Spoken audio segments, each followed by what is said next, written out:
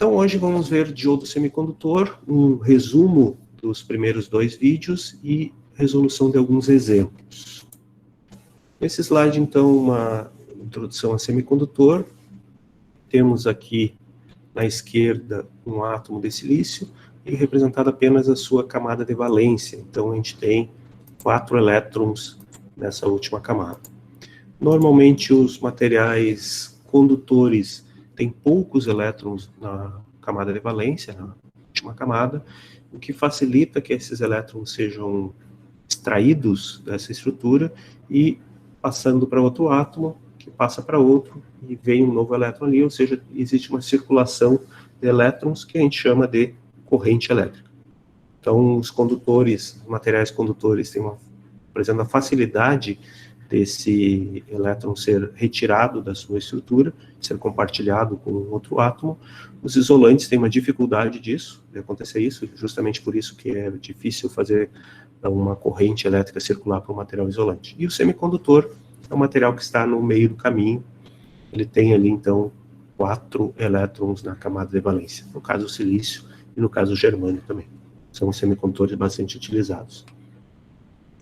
Nesse desenho da direita tem um cristal, esse material silício, com as ligações covalentes, ou seja, ligações entre alguns átomos próximos.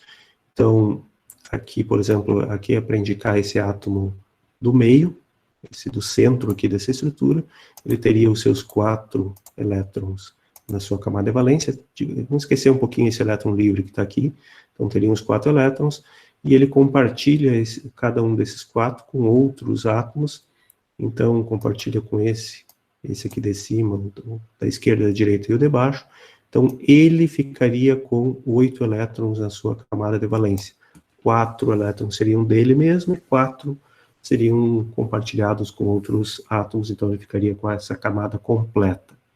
Isso deixa essa estrutura estável, e no caso do silício, fica num formato de cristal. Então, seria uma estrutura cristalina, o silício. Se a gente aplicar alguma fonte externa a isso, se a gente mudar um pouquinho esse cristal, a gente interagir com ele, e essa aplicação, essa fonte externa pode ser calor, pode ser luz, então, e na temperatura ambiente, por exemplo, isso já acontece. Então, o que ocorre é que, como a gente está colocando uma energia nesse material, ocorre que alguns elétrons da camada de valência de alguns átomos se deslocam dessa estrutura, eles ficam soltos na estrutura, já que foi colocada uma certa energia, e esse elétron, que a gente chama de elétron livre, ele pode circular nessa estrutura. E esse elétron livre, ou esses elétrons livres, são vários que aparecem, que surgem, eles, se a gente aplicar alguma tensão elétrica, ele não é um material bom condutor, mas ele é possível fazer com que ele conduza. Se essa fonte externa for retirada, ele volta àquele estado original. Mas, como eu falei, na temperatura ambiente já existe energia suficiente para arrancar alguns elétrons dessa camada de valência. E a gente tem, então, elétrons livres. Então, quando o elétron sai do seu lugar na camada de valência, fica um espaço que antes era ocupado por um elétron, que a gente chama de lacuna, ou, muitas vezes, lacuna livre. Então, existe um espaço livre ali para ser ocupado por um outro elétron.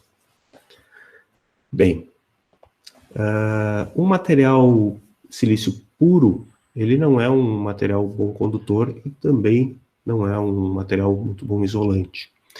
O que a gente pode fazer nesses materiais, o que é feito uma técnica chamada dopagem, onde alguns átomos de outro elemento são incorporados nesse cristal, e com isso a gente obtém um número maior de elétrons livres ou um número maior de lacunas livres. Qual é a forma que isso é feito? Então, se for adicionado um material pentavalente, ou seja, um material que tem 5 elétrons na sua última camada, então aqui, por exemplo, foi adicionado um átomo de fósforo, Então, teriam aqui os 4 elétrons que fazem a mesma coisa que o silício no slide anterior, e tem um 5º elétron que fica sobrando. Então, o que acontece com uma estrutura que são injetados alguns, não é só um átomo de fósforo, mas vários numa estrutura? Eu consigo, com isso, obtido um material que tem vários elétrons livres a mais do que o átomo normal de silício. Então, esse material, que tem esses vários elétrons livres, ele acaba tendo uma carga negativa, visto que tem esses vários elétrons a mais, e então a gente chama de material N, que seria um material negativo. Então aqui na direita tem esse retângulo, onde estão representados só os elétrons livres aqui, um monte de sinalzinho negativo, para mostrar que ele tem uma carga negativa. De forma similar, é possível, em vez de adicionar um material com 5 elétrons na última camada, adicionar alguns átomos em um material que tenham 3 elétrons na última camada. Com isso, ficam faltando elétrons para compor aquela associação entre eles. Então, é como se tivesse uma carga positiva, visto que tem uma falta de uma carga negativa. Então, ele se comporta como se fosse um material positivo. Então, a gente chama de material P de positivo, e aqui também na direita está representado um retângulo com vários sinais positivos ali, que seriam umas lacunas livres. Ok? Então, a gente consegue, através da dopagem, criar um material semicondutor mais negativo ou um material semicondutor mais positivo, com excesso de elétrons, mais elétrons livres, seria o negativo, ou com falta de elétrons, com menos elétrons naquela estrutura, que seria um material positivo, seriam as lacunas livres. Bem, o segredo todo da eletrônica é quando a gente junta um material semicondutor positivo com um material semicondutor negativo. Então, está representado neste desenho aqui em cima. Então, o material P, aqui tem esse verdinho, e o material N com essa, sei lá, um roxinho de fundo. Então, o que vai acontecer? O que a gente vai fazer? Então, aquele material P e o material N do slide anterior serão juntados, colocados um em contato com o outro. Então, nesse slide é para tentar entender o que acontece nesse processo.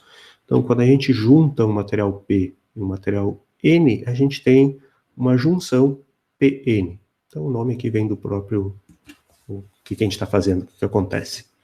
Bem, quando a gente junta os dois, acontece que tem aqui um elétron sobrando, um elétron livre, e tem uma lacuna livre no outro material. Existe, então, essa combinação. Aquele elétron que está sobrando vai e se combina com aquela lacuna, aquele espaço que tinha ali no outro material. Isso acontece, então, nessa fronteira, onde os dois materiais se encontram, existe uma combinação de vários, e os elétrons ficam na primeira, se combinam com a primeira lacuna que eles enxergam, eles conseguem encontrar, e naquele ponto ali, a gente não tem mais aquele íon, aquele elétron sobrando, e nem aquele ânion ou aquele elétron faltando. Só que fica naquele ponto central ali. Chega um momento que fica muito difícil para um outro elétron que está um pouco mais afastado conseguir passar por essa região. Então fica uma região aqui que está representada nesse desenho de baixo, em azul, que é uma região que tem elétrons livres e lacunas livres já combinados um com o outro, mas já fica difícil esse elétron aqui atravessar toda essa região para chegar até aquela lacuna. Com a energia que esse sistema tem nesse momento, ele não consegue fazer essa travessia ali dessa região, que é chamada de zona ou região de depressão. Zona de depressão ou região de depressão. É depressão com L. Ok? Então, quando a gente coloca um material tipo P, material semicondutor positivo, junto a um material semicondutor negativo, ocorre essa combinação entre elétrons livres e lacunas livres, e com isso aparece entre os dois materiais uma região de depleção. Tudo bem? Então tá, para que serve isso, né? O que a gente faz com isso? Essa junção de dois materiais P, um material P e um material N, dá lugar, a gente consegue obter, então, um diodo, que é um semicondutor. Então, ele é basicamente formado por um material P e um N juntos, e dois terminais colocados ali para a gente conseguir ter acesso a esse material. Um terminal conectado no material P, que a gente chama de ânodo ou anodo, e um terminal conectado ao terminal negativo, ao material negativo, que a gente chama de cátodo ou catodo. O ânodo normalmente é representado por A e o catodo por K. Aqui não é traduzido para C, né? E tem um motivo para isso, já vou mostrar o que é. Esse aqui, então, esse triângulo com um tracinho é o símbolo elétrico de um diodo, é o que a gente vai encontrar num esquema de um circuito eletrônico. Então, nisso aqui a gente tem os dois terminais, o anodo, que é o positivo, e o catodo, que é o negativo. Tem esse triângulozinho aqui, que a gente vai ver daqui a pouco, que é o sentido que esse semicondutor conduz. Ele só conduz nesse sentido indicado por essa seta, o sentido convencional da corrente, não o sentido real, mas o sentido que a gente foi convencionado, que a gente resolve os circuitos eletrônicos e circuitos elétricos. E aqui um tracinho na ponta dessa seta. Normalmente não é traduzido, então não é passado para C o terminal catodo, porque aí é um macete para o pessoal, quando está começando a trabalhar com isso, saber qual terminal é qual. Isso aqui, esse tracinho com esses dois risquinhos aqui, lembra uma letra K invertida, espelhada. Então, por isso que alguns materiais não representam, então, o terminal catodo pela letra C e deixa a letra K para facilitar o primeiro contato de alguns alunos com os diodos. Então, esse aqui é um semicondutor diodo, o primeiro semicondutor que a gente vê, o semicondutor mais simples. A gente já vai ver como que isso funciona. Ok? Bem, existe então a questão de polarização desse semicondutor. O que é polarização? A gente aplicar uma tensão elétrica sobre esse dispositivo e verificar o que acontece com ele. Só parar um pouquinho aqui, se a gente tiver um resistor, por exemplo, e se a gente aplicar sobre esse resistor uma tensão CC com uma determinada polaridade, o que vai acontecer é que vai circular corrente por esse resistor, o valor da corrente seria a aplicação da lei de Ohm, vocês teriam essa resposta.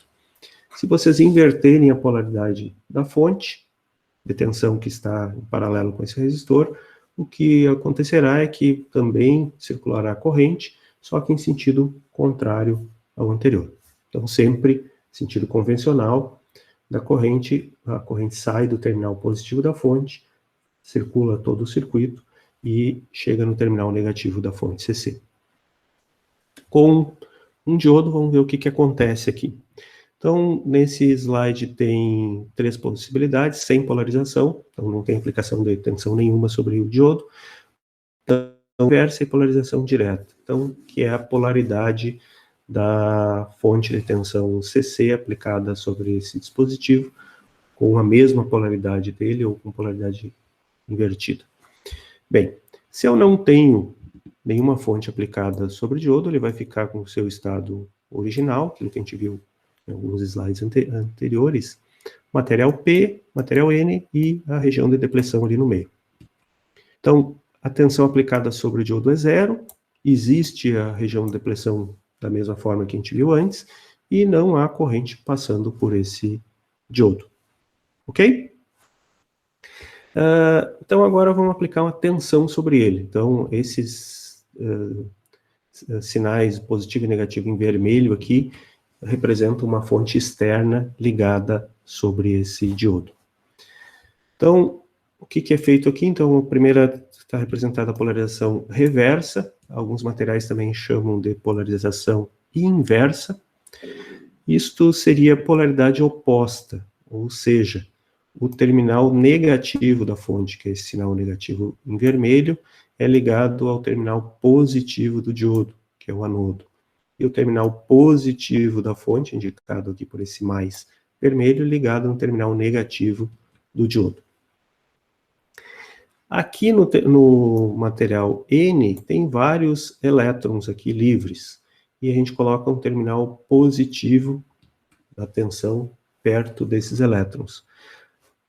Polaridade oposta, que a gente vai ter aqui é a atração.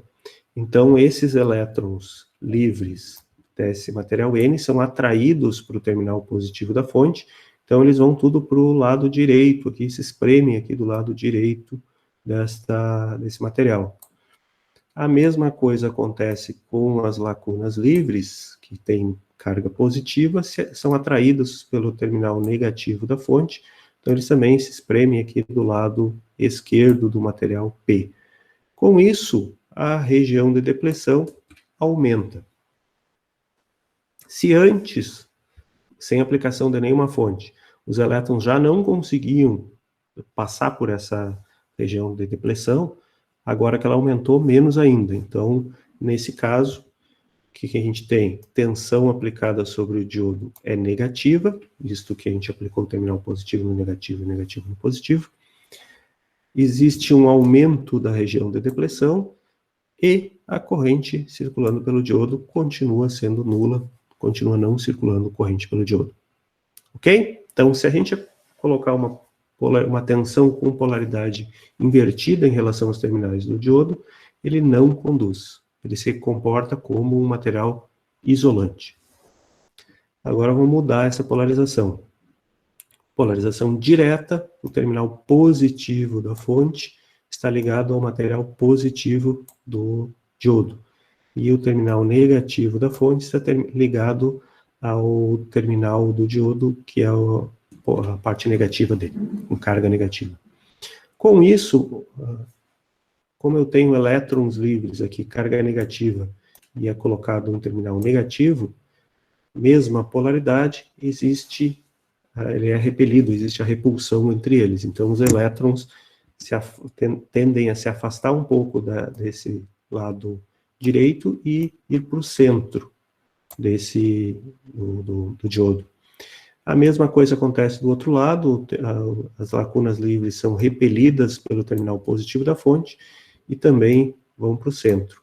Com isso, tanto elétrons quanto lacunas vão para o centro desse diodo e fazem com que a região de depressão diminua de largura.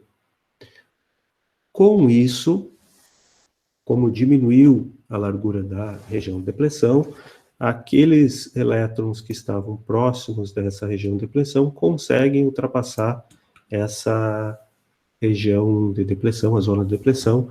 Então, existe a circulação de corrente nesse circuito. Por dentro do diodo, e como tem uma fonte de tensão, ela circula por dentro do diodo. Esse sentido que eu estou colocando aqui é o sentido real de circulação da corrente, né? Os elétrons saem do terminal negativo e saem do terminal negativo da fonte, entram na parte negativa do diodo, passa pela região de depressão, chega no terminal positivo e depois vai para o terminal positivo da fonte. Sentido real de condução da corrente. A gente considera sempre o sentido contrário disso, que é o sentido convencional. Então, polarização direta, tensão aplicada sobre o diodo é maior do que zero, a região de depressão diminui, e com isso há a possibilidade de circulação de corrente por esse dispositivo.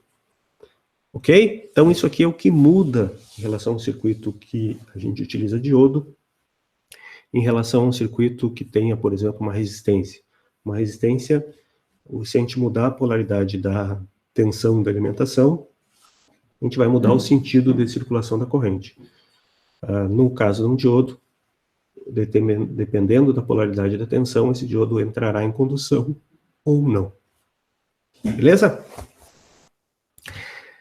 Aqui, então, temos um circuito equivalente ou um modelo de um diodo. Bem na esquerda, tem a curva característica real de um diodo. Isso aqui, daqui a um tempinho, eu vou passar para vocês, é uma das aulas práticas. Eu vou fazer na bancada, elevando a tensão sobre o diodo aos pouquinhos e verificando a corrente que circula pelo circuito. Depois a gente vai verificar que a curva é exatamente desse formato aqui. Até um certo valor de tensão aplicado sobre o diodo, ele não conduz. A partir dali ele começa a conduzir aos poucos, até que ele permite a condução mais fácil. Então, com um aumento pequeno de tensão, ele aumenta bastante a corrente que circula por ele. Dependendo do material que é feito esse semicondutor, esse potencial de junção, ou seja, essa tensão que fica na zona de depressão, que a gente tem que vencer essa zona de depressão para começar a conduzir, a fazer com que o elemento comece a conduzir, esse valor de tensão muda um pouco. Então, se esse semicondutor for feito de silício, que é um material bastante utilizado, essa queda de tensão ou a potencial de junção do semicondutor é cerca de 0,7 volts. A gente vai ver na prática que, na verdade, é um pouquinho menos que isso, mas normalmente é considerado como 0,7 volts. Se for um dispositivo de germânio, 0,3 volts, e se for um dispositivo de arseneto de galho, 1,2 volts. Essa tensão, essa potencial de junção, ele é considerado a tensão que aqui tem uma parte dessa curva que é reta, então a gente leva essa reta aqui até o eixo, e aquele valor onde encontra o eixo, que é esse valor desse potencial de junção normalmente adotado. E aqui tem 3 modelos que são bastante utilizados para analisar um circuito com diodo. Então, o primeiro seria um diodo ideal, modelo de um diodo ideal. Simplesmente ele conduz para um lado e não conduz para o outro, e eu teria que aplicar só uma tensão positiva sobre ele para que ele conduzisse. Não interessa o valor dessa tensão. Ou seja, é ignorado aquele valor do potencial de junção. Então, aqui embaixo tem um gráfico.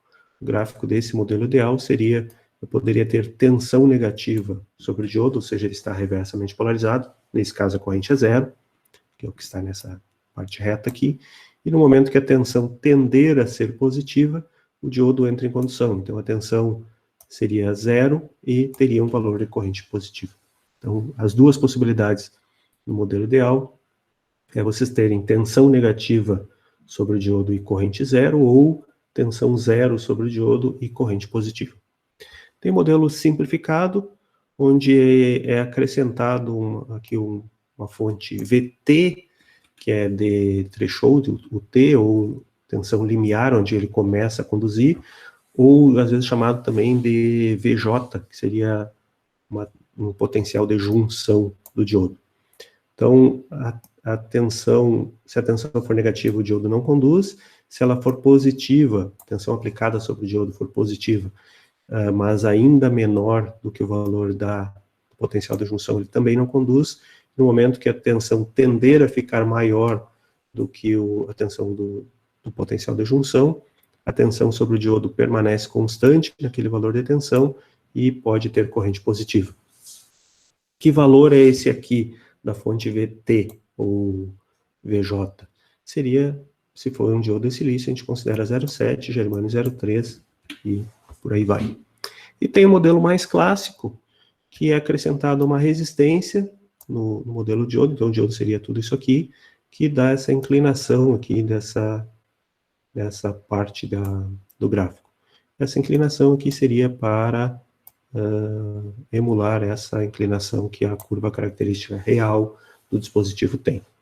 Então, quando que se aplica um desses modelos e quando se aplica outro? Depende um pouco do tipo de circuito. Por exemplo, se estamos trabalhando com um circuito com tensões mais altas, por exemplo, 127 volts, 200 volts, 300 volts, aquela queda de tensão de 0,7, 0,3 não vai dar uma diferença muito grande na resolução do circuito. Então, nesses casos, normalmente se considera modelo ideal e o erro inserido na resolução do circuito é muito pequeno, menor, inclusive, do que o erro só de utilização de componentes comerciais. Então, o resistor, por exemplo, vocês sabem que tem ali uma tolerância de 5%, 1%, alguma coisa assim, e isso aqui seria menor do que isso, o erro inserido. Quando a gente está trabalhando com uma tensão mais baixa, digamos 5, 12 volts, muitas vezes você usa o modelo simplificado, a gente considera somente a queda da tensão de junção no circuito quando o diodo está em condução. Em alguns casos, é interessante também a inclusão daquela resistência. Nesta disciplina, a gente sempre vai dizer ali qual é o modelo que a gente considera num exercício ou em outro. Ok? Aqui tem um exemplo. Então, exemplo 1, ali é um circuito com uma fonte de tensão contínua. No caso aqui, é uma fonte E com 10 volts, uma resistência de 1 kΩ e dito que ele é um diodo de silício. Como é somente dito que é um diodo de silício, não fala nada de considerar a resistência interna dele, alguma coisa assim, a gente considera que se esse diodo estiver em condução, ele vai ter uma queda de tensão de 0,7 volts. Ou seja, o potencial de junção desse dispositivo é 0,7 e o modelo a ser considerado está representado aqui pela curva em verde, né? Ou corrente zero e tensão abaixo da tensão de junção, ou se a tensão tender a ficar acima da tensão de junção, é possível que o diodo conduza. Então, o exercício pede para a gente determinar qual a tensão sobre o resistor e a corrente circulando por ele, e também qual a tensão sobre o diodo e a corrente circulando pelo diodo. Algumas coisas a gente já pode definir no circuito. É um circuito série, então a fonte está em série com o diodo e em série com o resistor. Então, já sei que um circuito série, a corrente que circula pelos elementos é a mesma, então a corrente que circulará pelo resistor será a mesma corrente circulando pelo diodo, se estiver circulando alguma corrente. E só circulará a corrente se o diodo permitir que circule corrente por ele. Ou seja, eu falei antes que isso aqui é o desenho do diodo como se fosse uma seta, o diodo só permite que a corrente circule aqui da esquerda para a direita, passando por ele. Se o restante do circuito estiver polarizado de tal forma que a corrente circule nesse sentido. Esse é o sentido convencional. Então, a primeira coisa que a gente deve fazer para resolver um circuito desses é verificar se o diodo está diretamente polarizado ou não, ou seja, se o diodo estará em condução ou não. E para isso, a gente precisa saber qual a tensão que está aplicada sobre esse diodo. Ok? Então, primeiramente, normalmente o que é feito é verificar a equação desse circuito. Então, ele foi representado no circuito da esquerda uma seta laranja que indica qual seria a corrente, né? Que posso escolher qualquer sentido dessa corrente. Vocês já viram isso em análise de circuitos, né? Aqui, normalmente, a gente escolhe o sentido que já seria a corrente circulando no diodo. Então, vendo esse circuito, seguindo esse sentido, então aqui o terminal negativo da fonte E, então, menos E, terminal positivo do diodo, então, passamos menos E, mais VD, que seria a tensão sobre o diodo, mais VR, igual a zero. Então, está aqui, menos E mais VD mais VR igual a zero. Ok, então aqui só foi isolada a tensão do diodo. VD igual a E menos ID vezes R. Então, ID vezes R seria a tensão VR, lei de Ohm, tensão sobre um resistor, a corrente vezes a sua resistência, e a corrente IR, então já foi substituído isso. Então, temos a equação do circuito. Agora, vamos fazer o seguinte, vamos analisar se esse diodo está em condução ou não. Aqui tem duas formas, normalmente, que são feitas para verificar isso. São duas hipóteses. A gente pode escolher se o diodo está em condução ou não e verificar se aquilo é verdade. Normalmente eu faço a hipótese de que o diodo não está em condução, o diodo está aberto. O diodo está aberto, o circuito ele fica aberto, não está em condução. Eu posso substituir o diodo por uma chavezinha aberta e resolvo o circuito. Existe a outra possibilidade, que é considerar que o diodo está em condução, então ele está fechado, troca-se pelo modelo dele em condução. Eu vou fazer dessa forma que normalmente eu faço, que é o diodo está aberto. Então vamos lá. Se esse diodo está aberto, não está em condução, que é essa hipótese que eu estou adotando. Então, se ele não está em condução, a corrente, essa representada em laranja, é zero. Então, IT igual a zero ou IR igual a zero. As duas, né, são a mesma corrente. Então, aí eu calculo a tensão que surge sobre o diodo. Então, daqui eu tenho a equação do circuito, VD igual a E menos ID vezes R, se ID é zero, eu estou fazendo a hipótese que o diodo está aberto, então VD igual a E. Então, é o que está representado aqui embaixo. Pronto, resolvi o circuito considerando que o diodo está aberto. Aí eu verifico que tensão surge sobre o diodo. Nesse caso, E. Essa tensão E, que é a tensão da fonte, vale 10 volts. Então agora eu verifico, tá? Então sobre o diodo surgiu 10 volts. 10 volts positivo. Se eu tenho aplicado uma tensão positiva sobre esse diodo, ele está diretamente polarizado. Beleza. Então essa tensão é positiva, esse dispositivo está diretamente polarizado. Agora eu verifico se essa tensão que está polarizando diretamente o diodo é maior do que a sua tensão de junção, do que a tensão de junção do dispositivo. Nesse caso é dito que o diodo é de silício, então aquela tensão de junção é 0,7 volts. 10 volts, que é positivo, é maior do que 0,7 volts. Então, chego à conclusão que o diodo está diretamente polarizado. Ok? Toda essa parte que foi feita até agora foi somente para verificar se o diodo está ou não diretamente polarizado, e aí eu sei como que ele atua no circuito. Então, ele está diretamente polarizado, eu vou trocar ele por uma fonte CC de 0,7 volts. E aí, resolvo o circuito.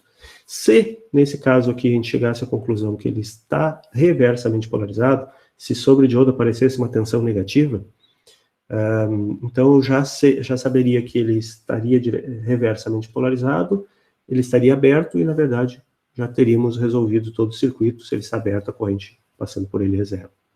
Ok? Então, mas nesse exemplo, ele está diretamente polarizado. Então, está diretamente polarizado e o diodo é de silício, então eu sei que a tensão sobre o diodo é 0,7 volts. Eu estou usando esse modelo do gráfico aqui debaixo, ele está em condução, tensão sobre ele, 0,7. Sabendo disso, então agora a gente tem, aqui eu acabei não representando, não fiz a representação do circuito trocando o diodo por uma fonte, CC. Muitas vezes, principalmente nessas primeiras análises de circuitos a diodos, é interessante que vocês façam isso, façam a troca desse desenho desse componente aqui por uma fonte CC.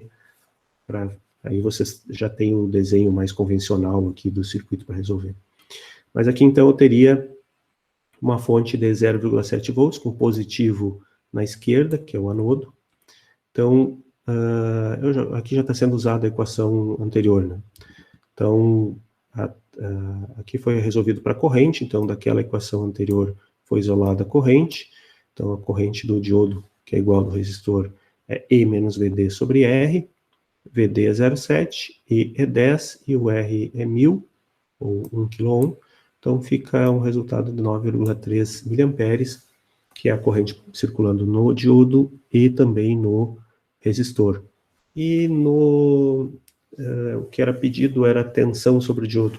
A gente já tem que é 0,7, corrente passando no diodo 9,3 mA, corrente na resistência também 9,3 mA, e era pedido também a tensão sobre a resistência, 9,3 mA vezes 1000, seria 9,3 volts, que é o que está representado aqui embaixo.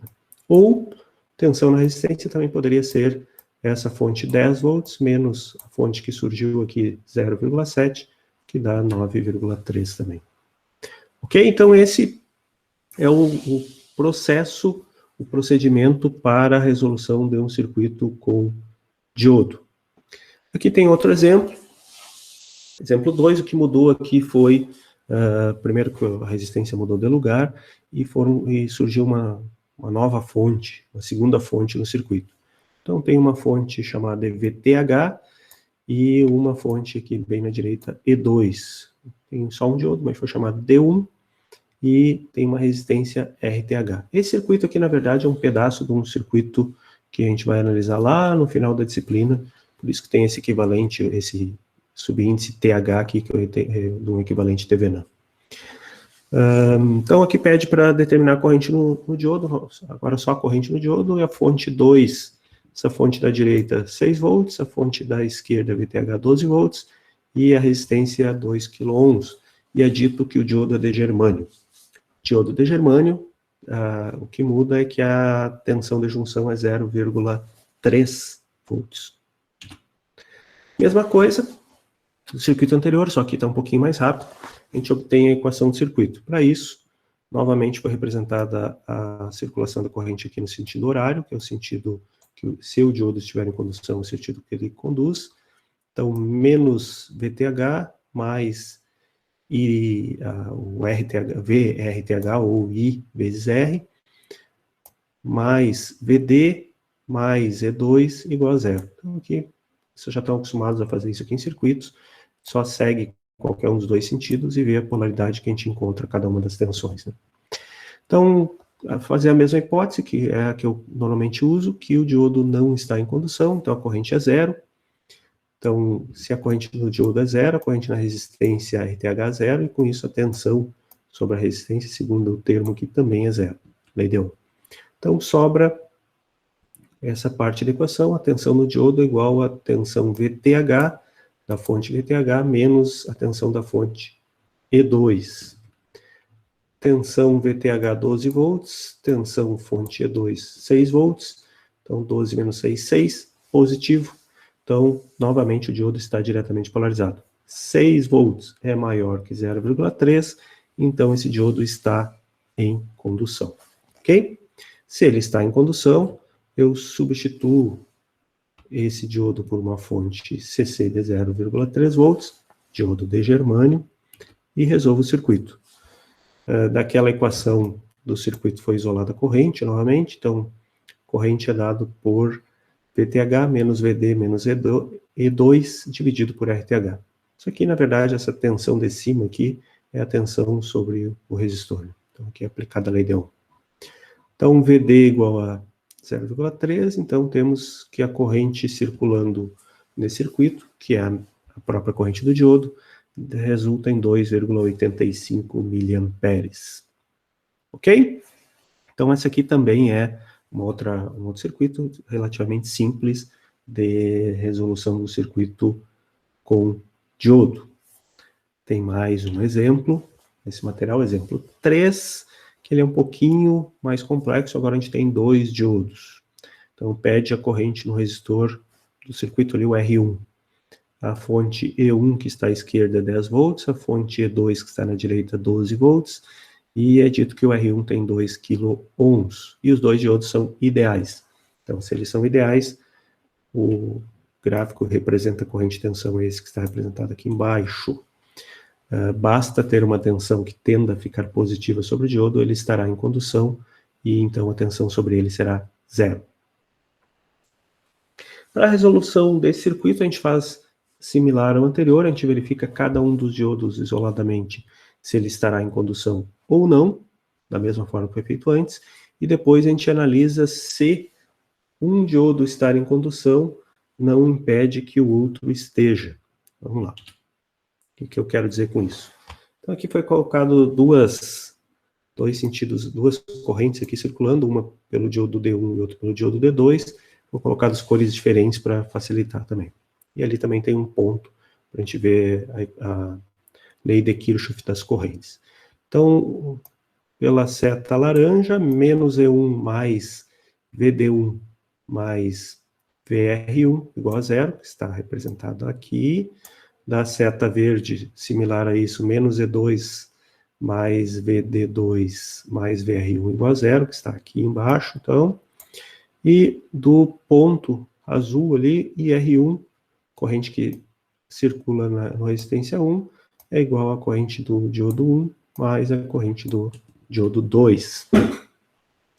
Primeira hipótese, então, vamos considerar que nenhum diodo está em condução. Então, da primeira equação, a gente chega que VD1, tensão sobre o diodo D1, seria o valor da fonte 1, positivo, e sobre o diodo 2, o valor da fonte 2, que também é positivo. Sobre os dois diodos surgem tensões positivas, sobre um deles 10 volts, sobre o outro 12 volts, e como a tensão de junção desses diodos é zero, foi considerado diodo ideal, então os dois diodos aparentemente estão em condução. Feito isso, como eu tenho dois diodos, agora eu analiso se o fato de um diodo estar em condução não impede ou não que o outro esteja em condução. Vamos lá. Então, se o diodo D1 estiver em condução, ele é ideal, então a queda de tensão sobre ele é zero. Então, se ele estiver em condução, essa fonte E1 estará aplicada diretamente sobre o R1, ok? Isso aqui é um diodo ideal, queda de tensão é zero, então é como se fosse um curto-circuito. Então, esse terminal negativo da fonte está ligado aqui embaixo no resistor, e o terminal positivo dessa fonte E1 também estaria ligado diretamente ao terminal de cima do resistor. Então, aqui, sobre esse resistor, eu teria o valor da fonte E1, o valor da fonte E1 teria 10 volts. Então, eu estou analisando agora esse diodo apenas. Então, de um lado dele, aqui do lado do catodo, eu tenho 10 volts, do lado do anodo, eu teria o valor da fonte E2, que é 12 volts. Então, sobre o diodo VD, que está representado aqui nessa equação aqui, VD2, que é a tensão sobre o diodo 2, seria igual ao valor da fonte E2 menos o valor da fonte E1.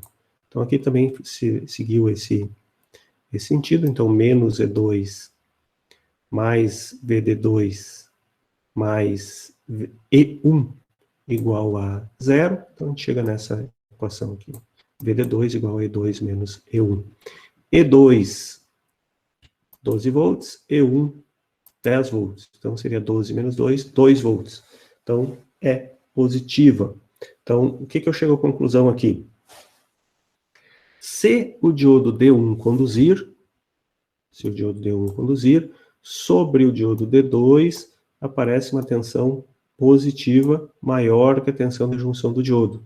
Então, o fato do diodo D1 conduzir não impede que o diodo D2 conduza.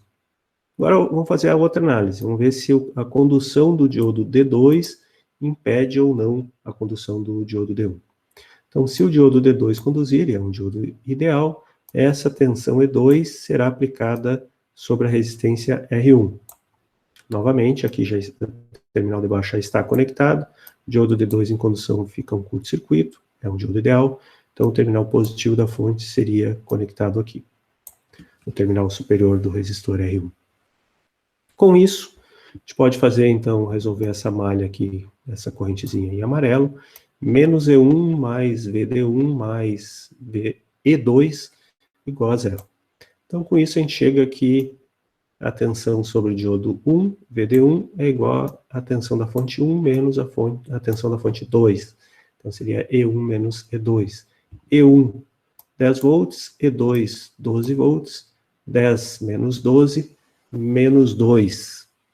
Isso quer dizer que esse diodo estaria reversamente polarizado. Tensão negativa aplicada sobre o diodo, ele fica aberto. Que conclusão eu chego aqui? Se o diodo D2 conduzir, o diodo D1 não conduz. Então, tudo junto. Se o diodo 1 conduz, o 2 pode conduzir, mas se o 2 conduzir, o 1 não pode conduzir. Fica reversamente polarizado e não conduz. Com isso, eu chego à conclusão que apenas o diodo 2 conduz. Visto que no momento que ele entra em condução, o diodo 1 não conduz. Ele é impedido de conduzir, fica reversamente polarizado. Com isso, então, a gente pode resolver o circuito. Então, o diodo 1, o diodo da esquerda, não conduz, ele fica aberto. Então, esse circuito da esquerda aqui, da setinha laranja, fica interrompido, fica aberto, não passa corrente. E a gente tem somente esse circuito da direita. Somente o circuito da direita, a gente tem, então, a tensão E2, como o diodo D2 é ideal. Então, a tensão E2 é aplicada sobre o resistor R1, então basta aplicar a lei de Ohm. Corrente na resistência é igual a tensão sobre ela dividido pelo valor da resistência. Como a tensão E2 são 12 volts, ficaria 12 volts dividido por 2.000 ohms, 2 kΩ, 6 miliamperes. Ok, pessoal? Esse material é baseado nos materiais anteriores dessa disciplina de eletrônica A, foram tantos elaborados por mim, pelo Diogo e pelo Marcelo. E os dois livros base da disciplina, o Bollestad e o Malvino.